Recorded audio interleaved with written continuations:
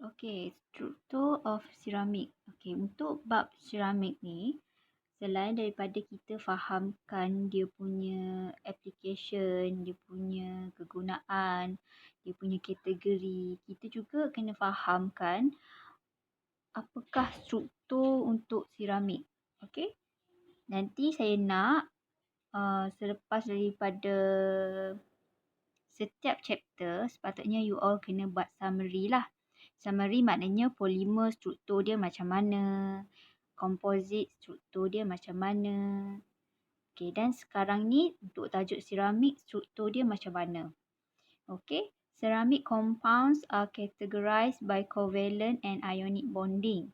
Jadi ceramic ni ikatan dia adalah ikatan covalent dengan ionic bonding. Jadi ikatan ceramic ni lebih kuat daripada metallic bonding dalam metals. Kalau metal bonding dia metallic bonding. Untuk ceramic dia punya ikatan adalah ikatan covalent dengan ionic. So ada difference di sinilah. Setiap ikatan tu yang menggambarkan dia punya ciri-ciri. Okey? Okey. Jadi oleh sebab ikatan covalent dengan ionic bonding ni kuat, jadi sebab itulah untuk ceramic ni dia punya high melting temperature tu tinggi. Dia punya takat lebur tinggi lah sebab ikatan kuat, jadi tenaga yang diperlukan tu sangat tinggi lah. That's why dia tahan haba. Okey? Dan poin yang paling penting, kebanyakan ceramik mempunyai crystalline structure. Okey, struktur crystalline. Jadi macam mana struktur crystalline ni? Yang ini you all kena pandai lukis lah. Okey, maknanya kalau you all pun kena differentiate. Polimer dia punya struktur bentuk apa.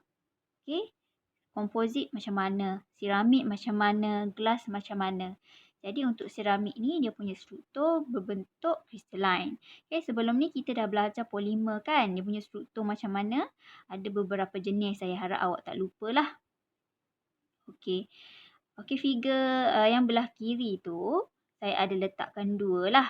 Perbezaan antara crystalline dengan non-crystalline. Okey.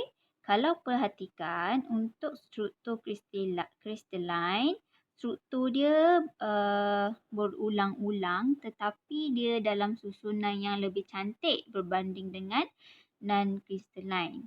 Okey. Dan dia punya kepadatan lagi padat lah berbanding dengan non-crystalline. Okey, kalau dilihat belah kanan tu yang gambar B tu, itu adalah non-crystalline. Struktur dia lebih secara random lah, secara rawak dan ada ruang-ruang yang tidak dipenuhi dengan atom ni lah. Okey. Gambar yang di sebelah kanan, example of crystal struktur ni adalah salah satu contoh susun atur. Jika dia mempunyai struktur secara struktur crystalline ni lah. Okey, sebenarnya struktur crystalline ni dia ada beberapa struktur yang biasa dikenali lah. Yang pertama, yang ini saya harap awak catat lah sebab tak ada dalam slide ni. Yang pertama, dia panggil lattice structure. Okey, siapa yang pernah belajar kimia, dia pernah atau fizik, dia pernah belajar lah struktur-struktur ni. Okey, struktur dia ada 3. Yang pertama, body central cubic ataupun ringkasan dia BCC. Okey, struktur yang kedua, yang ini kesemua ni contoh-contoh crystal structure lah. Okey, yang kedua, face centered cubic ataupun ringkasan dia FCC. Okey, struktur yang ketiga, hexagonal closed pack ataupun ringkasan dia HCP. Okey, jadi crystalline struktur ni ada banyak jenis lah.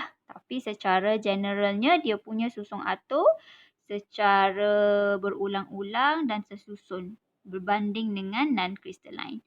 Okey, susun atur ni lah yang mempengaruhi dia punya ciri-ciri dalam sesuatu bahan. Okey, apa yang awak perlu tahu, dia punya perbezaan struktur untuk setiap 4 bahan utama yang kita belajar ni lah.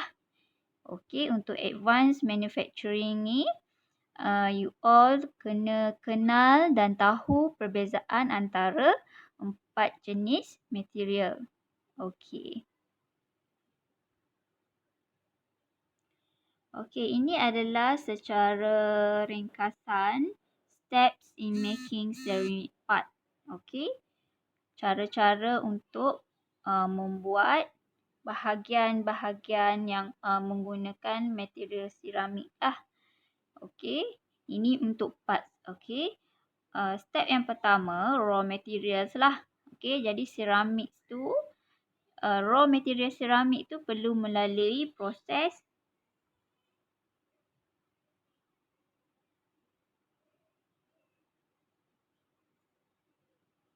Oh, tak boleh nak ni sekejap .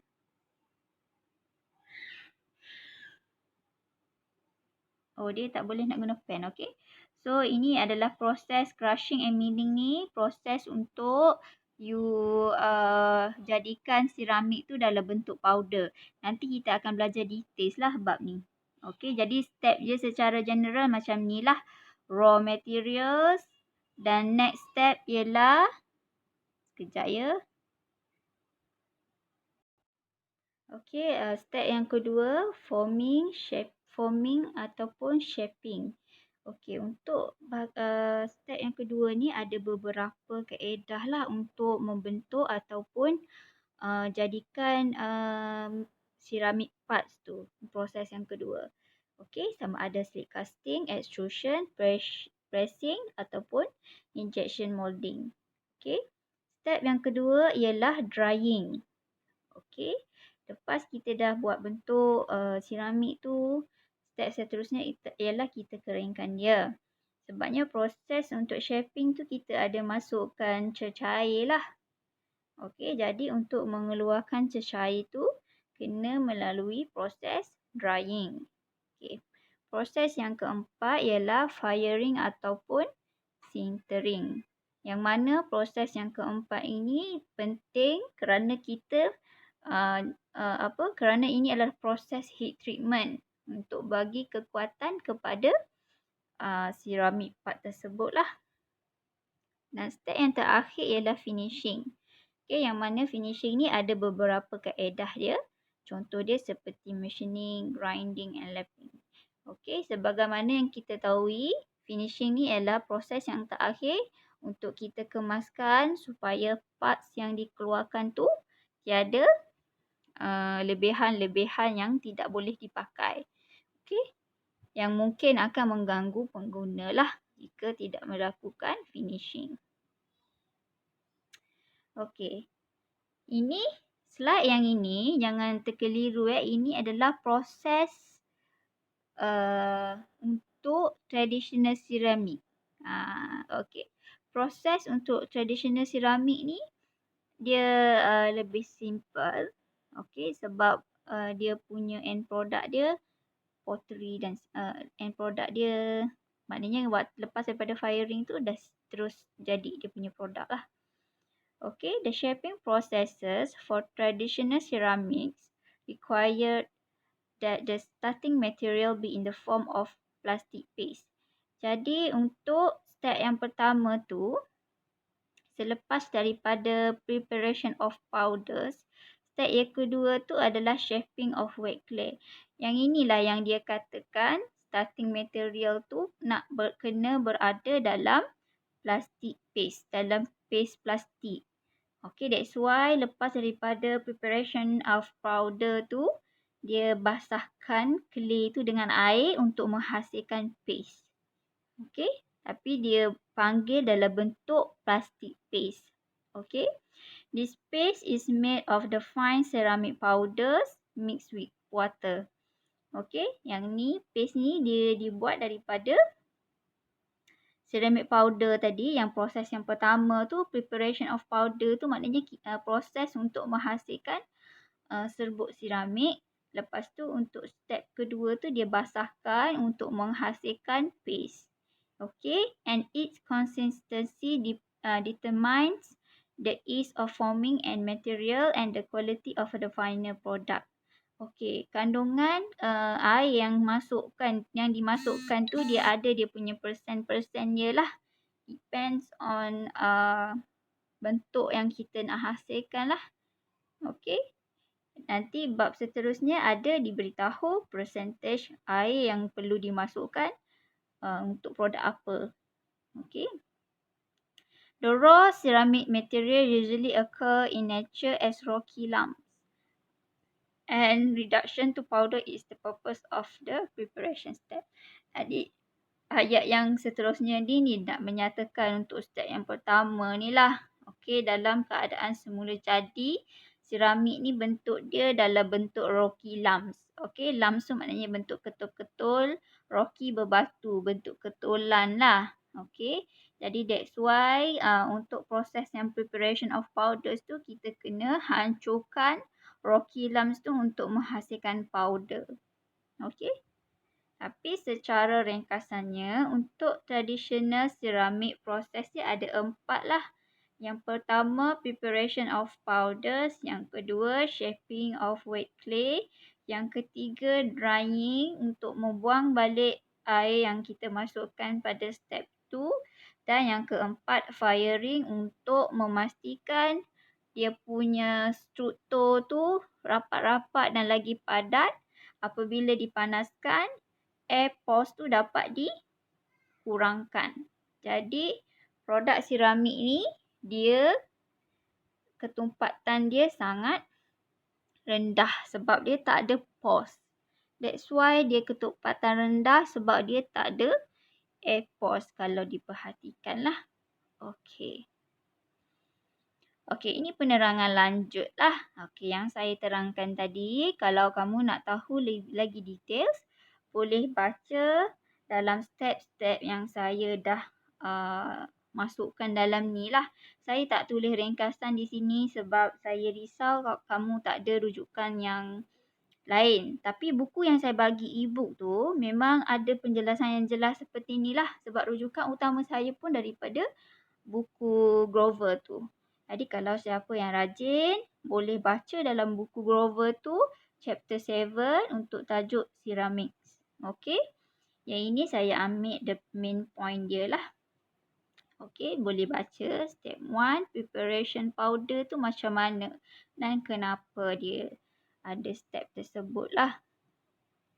Okey, sebenarnya untuk preparation of powder tu, kita boleh guna pelbagai kaedah lah. Okay, so this is the technique for reducing particle size in ceramic processing involving mechanical energy in various forms such as impact, compression and attrition. Proses ini dikenali sebagai comminution. Okay, comminution. Yang mana comminution ni membawa maksud proses mekanikal yang melibatkan proses grinding dan juga crushing. Grinding ni maknanya apa? Grind. Okay, maknanya kita macam lelaskan dia lah, bagi halus. Betul tak? Benda yang kasar, bila kita geserkan dia akan menghasilkan serbuk halus. Betul tak? Okay, itu adalah proses grinding. Dan juga crushing. Crushing ni maknanya kita hancurkan dia. Proses kita hentakkan dia supaya daripada ketulan besar menjadi ketulan kecil. Okay. So this is the crushing process. Okay. Crushing process ada beberapa kaedah. Okay. Kalau soalan tanya, contohlah sebab saya nak awak tahu bahawa benda-benda detail ni boleh ditanya soalannya. Supaya you all tak terlepas pandang. Okay. Nama proses ni pun penting. Kalau soalan tanya, please list out the comminution process. Ataupun what is comminution process. Macam-macam soalan boleh tanya dalam slide ni sahaja. Maknanya setiap slide you all kena tengok secara detail. Okay. Maknanya jangan ambil remeh lah benda ni. Okay, self-learning ni very difficult tapi sangat enjoy lah bagi saya. Macam saya dulu pun saya suka belajar sendiri. Okay, yang lecturer ajar tu sikit-sikit tapi saya suka cari in detail sebab ilmu tu penting kan. Bila kita cari secara automatik, even though you tak hafal pun, tapi you tahu apa yang dimaksudkan sekian-sekian. Okey? Jadi yang ini, slide ini, saya combinekan antara 4 kaedah untuk crushing process. Jadi untuk crushing process ni boleh guna kaedah A, B, C atau D. Bukan ke semua ini atau. Okey, atau. Jadi proses yang pertama, jaw crusher. Okey, ni proses jaw crusher. Okey, ini teknik yang pertama, nampak tak? Alamak, sorry.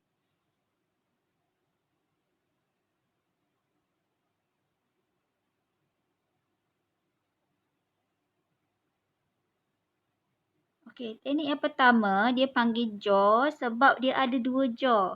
Okey, boleh tak besarkan? Saya tak boleh besarkan. Okey, dia ada fixed jaw, dia ada swing jaw. Yang mana yang swing ni dia akan swing lah. Maksud swing berayun lah. Dia hayun, dia akan hentak lah lam ni. Bila ada hentakan, akan pecah lah lam tu, betul tak? Jadi ini teknik yang pertama. Yang melibatkan proses crashing. Dia crash. Dia hentak ni. Okey. Proses yang kedua, yang ini pun dipanggil crashing juga.